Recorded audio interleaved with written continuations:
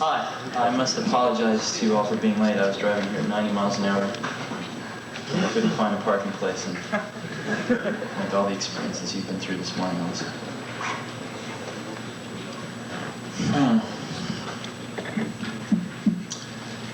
Had a photographer from Scientific American that wanted to take some pictures in the last few days.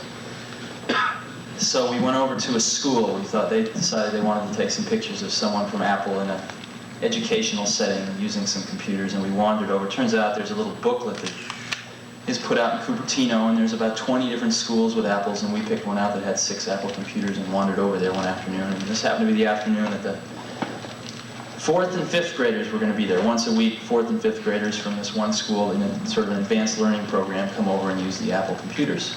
And I had the most delightful conversation with some 4- and 5-year-olds. They probably know as much about the computer as I do, maybe more. And they're totally fluent in it, and they're very much at home in it, and they beat me in most of the games in it. And it was really quite an experience, because we always talk about all these things happening sort of at the intellectual, verbal level, but actually got a chance to see 20 students interacting with these computers on a one-on-one basis. And I couldn't help remembering my own school days when none of these things existed and we just get into trouble all the time. 11:30 at night, last night, a friend of mine, Bob Medcap, calls me up, and he's got 3 German friends visiting from Germany, and they want to buy 20 to 30 apples a month for some god-awful, who knows what reason. And they want them in Germany, and they want to talk about buying them at 11:30 at night.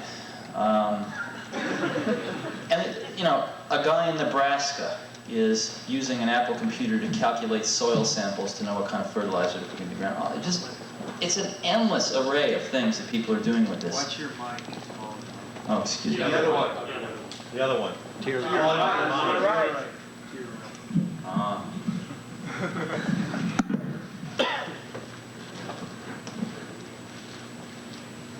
We had absolutely no idea what people were going to do these things when we started out. Matter of fact, the 2 people it was designed for was Woz and myself, because we couldn't afford to buy a computer kit on the market. So we liberated some parts from Hewlett-Packard and Atari, and worked on a design for about 6 months and decided that we would build our own computer. So we built one, and Woz was up till 4 in the morning for many moons, and we got it working. We showed some of our friends. Immediately, everybody wanted one. And it turned out that it took about 40 hours to build one of these things and about another 20, 30, 40 to debug it. And we had a lot of friends that worked at similar companies who could liberate the parts also. And we found ourselves spending every spare moment of our time helping our friends to build computers. And it was just getting to be a tremendous drain on our lives. So we got the idea one day that we could make a printed circuit board without the parts in it and sell these blank printed circuit boards to our friends and probably cut the assembly and debug time down to, 5, 10 hours. So Woz sold his HP 6 calculator and I sold my van, and we got $1,300 together, and we paid our friend of ours, who was this PC board layout person, $1,300 to do us a layout, and decided we'd sell printed circuit boards at twice what it cost to build them and hopefully recoup our calculator and transportation at some later date. So that's what we did, and I was out trying to peddle PC boards one day and walked into a bite shop, the first bite shop in Mountain View, and Paul Terrell, the then owner of the bite shop, said he would like to take 50 of these computers. And I saw dollar signs in front of my eyes. But he had one catch, which was that he wanted them fully assembled and tested, ready to go, which is a new twist. So we spent the next 5 days on the phone to distributors and convinced the electronics parts distributors around here to give us about $10,000 worth of parts on thin air, just on enthusiasm. So we got the parts, and we built 100 computers, and we sold 50 of them for cash, and in 29 days paid off the distributors. And that's how we got started. So we had 50 computers left over. Well, that meant we had to sell them. So then we started worrying about marketing, worrying about distribution, got on the phone to the other computer stores around the country. And gradually the whole thing began to build momentum. And at that point in time, we had some feeling that we were onto something. But the feeling is so different than the experience of actually seeing it happen right now. It's entirely different. And sometimes a lot of people ask, well, did you know it was going to mushroom into this phenomenon. And you could say, yeah, you know, we planned it out, we had lead on a piece of paper. But it's different than the experience of seeing 500 people working at Apple Computer. It's very different than the experience of seeing a 5-year-old kid who really understands what the tool that he's got in front of him. And the best analogy I've ever heard is Scientific American, I think it was, did a study in the early 70s on the efficiency of locomotion. And what they did was for all different species of things on the planet, birds and cats and dogs and fish and man and goats and stuff, they measured how much energy does it take for a goat to get from here to there, right? Kilocalories per kilometer or something, I don't know what they measured it in. And they ranked them, they published a list, and the condor won. The condor took the least amount of energy to get from here to there. And man didn't do so well, came in with a rather unimpressive showing about a third of the way down the list. But fortunately, someone at Scientific American was insightful enough to test man with a bicycle. And man with a bicycle won, twice as good as the condor, all the way off the list. And what it showed was that man as a tool maker has the ability to make a tool to amplify an inherent ability that he has. And that's exactly what we're doing here. It's exactly what we're doing here. We're not making bicycles to be ridden between Palo Alto and San Francisco. Okay, we're making bicycles. And yes, certain bicycles have certain generic attributes, like in general 10 speeds are better to ride in mountains than 1 speeds and other things like that. But in general, what we're doing is we're building tools that amplify a human ability. Just like you could say that the Industrial Revolution was basically an amplification of a human ability, sweat, right? We amplified sweat, fractional horsepower motors, et cetera, et cetera. What we're working towards now is the ability to amplify another human ability. And we're just starting to get glimmerings of where it's going to go. As an example, how many of you use VisiCalc? Quite a few of you. At Apple, every secretary now has an Apple on his or her desk. And they're doing all their word processing on them. You got to give them credit for that, given the software that's out. And they're doing a tremendous amount of financial modeling on the thing. As an example, I have to keep a budget for about 40, 50 people. And by the 10th of every month, my secretary's got all the information from accounting, put it into the VisiCalc model, and given me the actuals versus forecast and all the variances and et cetera, et cetera. And we're asking what-if questions on a daily basis. I can say, her name's Pat, I can say, Pat, what happens if I hire 5 more people this month? You know, what's that going to do to the budget? An hour later, I know. It's incredible. And what's even more incredible is when you go talk to these 5th graders, because they're growing up with this thing. You know, it's new for myself. I didn't know anything about this stuff 15 years ago, 10 years ago. But these kids are growing up with it.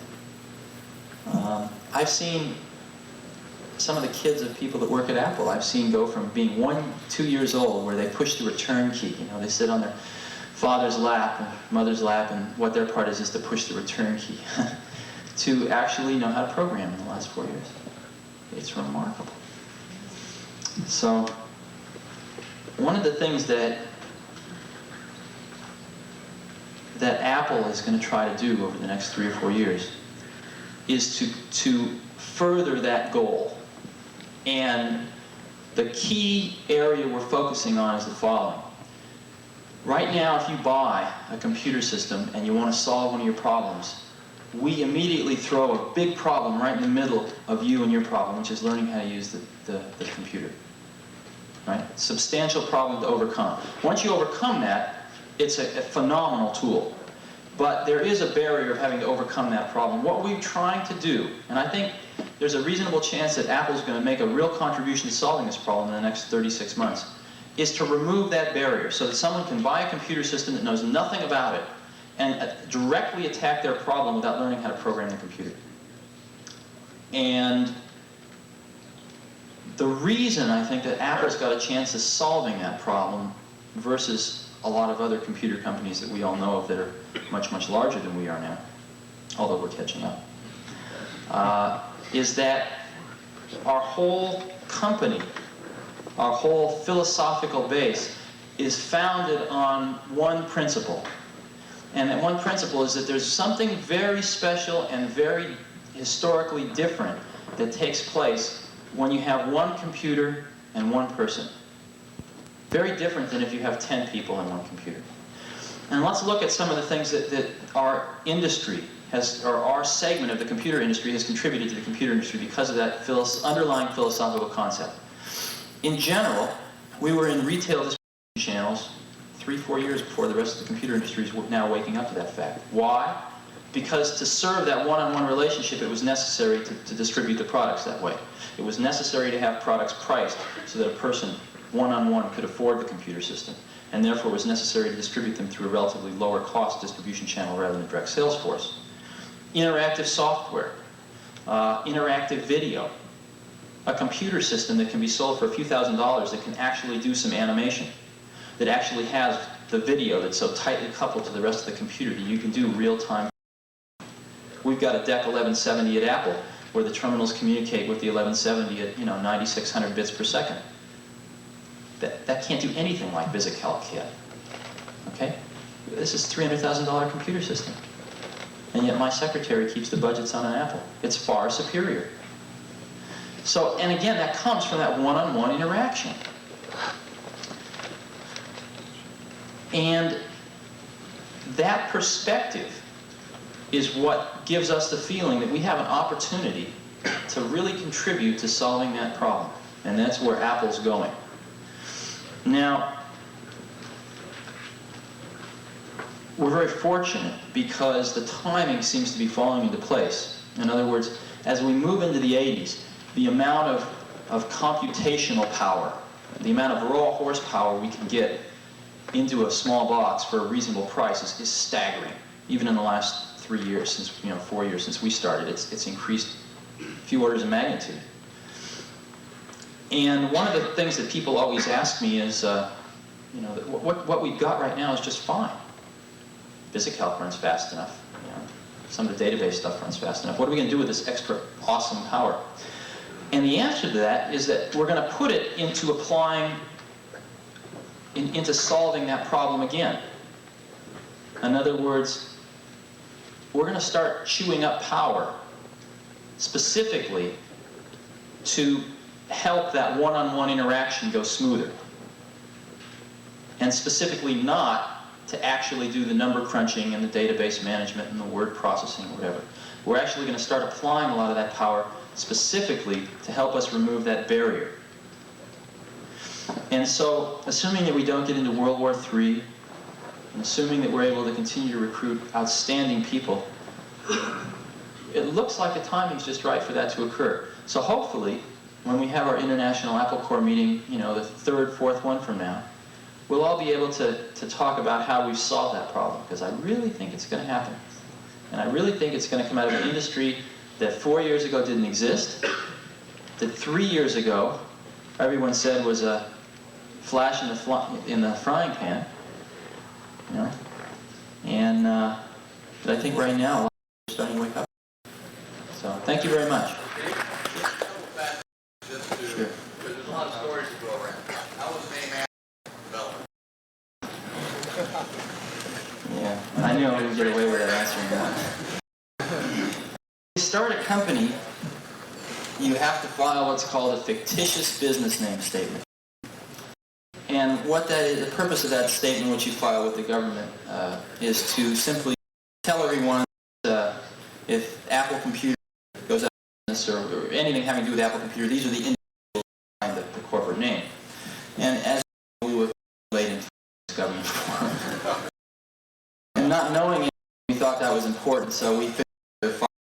And everyone was saying names to us like Matrix Electronics or all sorts of different names. And we simply decided that we were going to call it Apple Computer. Someone suggested a better name by 5 o'clock that day. And partly because I like apples a lot, and partially things. I was ahead of Atari in the phone book when I used to work at Atari.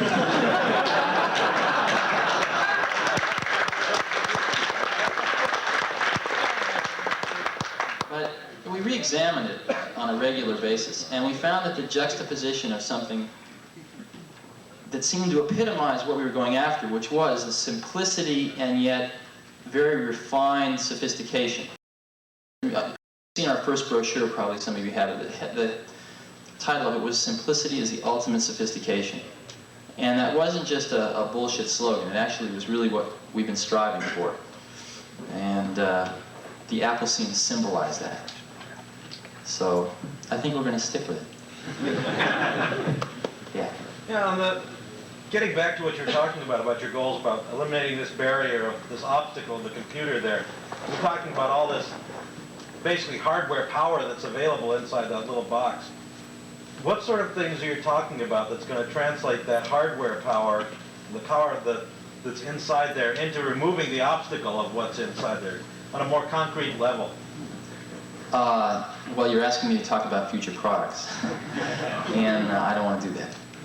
But Hey, philosophically or something. philosophically,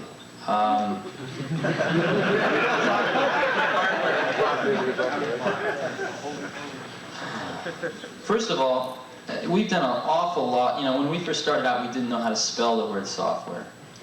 And gradually we've learned.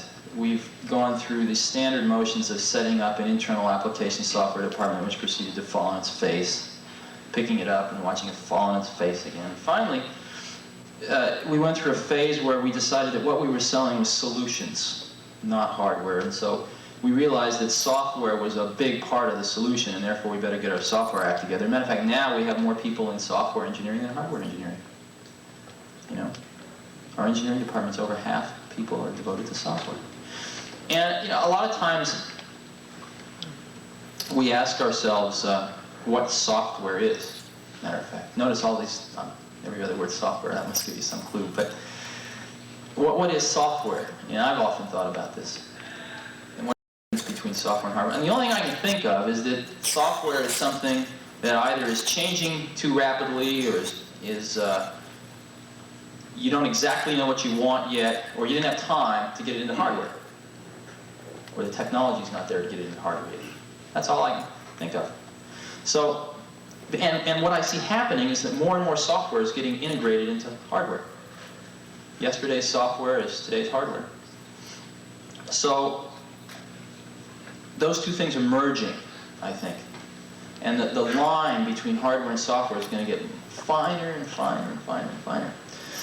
And one of the ways that we're approaching the problem of how to remove the barrier is to try to look ahead a few years and make some predictions as to where the technology will be, both hardware and software technology, and how they're going to be merged together, and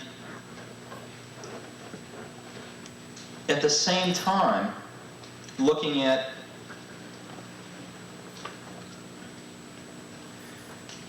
very carefully looking at the kinds of high-level tools that our customers are going to need, and trying to make those two point at the same target. And I know that's very vague, and I guess I really don't want to talk about it any more than that right now. Said a lot. So, yeah. There are a lot of us that have bought Apple IIs here, I'm sure, and that put a tremendous amount of money and effort into using them and planning on using them for many years to come. Sure. What does Apple have in mind for continuing support with Apple II? In other words, not dropping it like some other companies dropped it. Sure. This line and then start out with a new one, and everyone has to go and buy all the new things, or maybe they won't want to, or whatever. But Sure. what do you have in mind for the people who want to entertain at a level with? There's 3 or 4 different parts of that answer, and why don't I address each one? Because I think it's a really important question. For some crazy reason in the universe, 2 people from Los Altos and Cupertino, California managed to want something that just so happened to be what about 1 million other people wanted.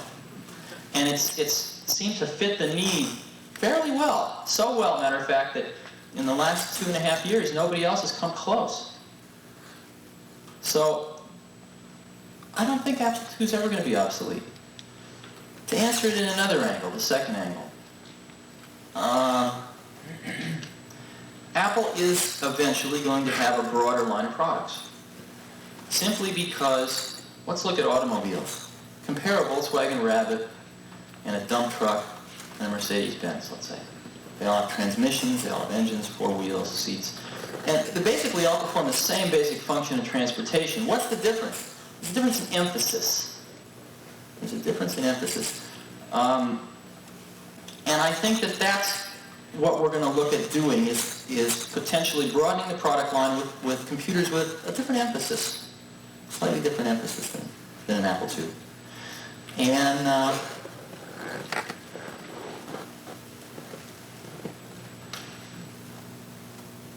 I hope you're all pleased with the new products that we'll come out with over the years. But I don't think that many of you are going to actually feel like giving up your Apple IIs. I don't see that happening. One other thing, I heard a comment up here as you were asking your question. Somebody said, like Apple I, right? And Apple I was an instance where we did obsolete our product. We absolutely did obsolete the product. And what we did was we decided that we were going to take care of the people who bought Apple I's. And the people that contacted us and said, listen, I'd really like to have an Apple II, we worked out an arrangement that I think everyone was very happy with. So we did take care of those people. And I don't think we'll ever be in a situation like that again of obsoleting the product. But you're right, you can't afford it. About 500 people now. And Apple will do this year is probably somewhere between $150 and $200 million worth of sales. And if you actually divide the sales number by the people, you'll find that we probably have the highest sales dollars per employee that anybody's ever heard of. And the reason is because we've got the most incredible collection of people on the planet, at least the most incredible collection I've ever seen, or most of the other people have ever seen. And they're working very, very hard. And if you actually look at why they're there, why people have come to Apple, why people came originally, it certainly wasn't for the salary. A lot of people came to Apple and took 50% cuts in salary initially. We pay competitive salaries now, but we certainly don't attract people on the basis of salary. We attract people on the basis of an opportunity to work your butt off and get something done right, and see it get out the door without getting all screwed up. And an opportunity to work with professionals that are as good as you are in other disciplines. So what we're going to judge ourselves by, the senior management of the company is going to judge itself by, is can we maintain this atmosphere of tremendous creativity, tremendous productivity, a company where it's just fine to fall on your face as long as you can pick yourself up pretty fast. An environment where we give people enough rope to hang themselves by and hope that they don't. If we can maintain that for the next 10 years and beyond, we'll have been successful. And the rest of the stuff will take care of itself. The rest of the stuff will take care of itself.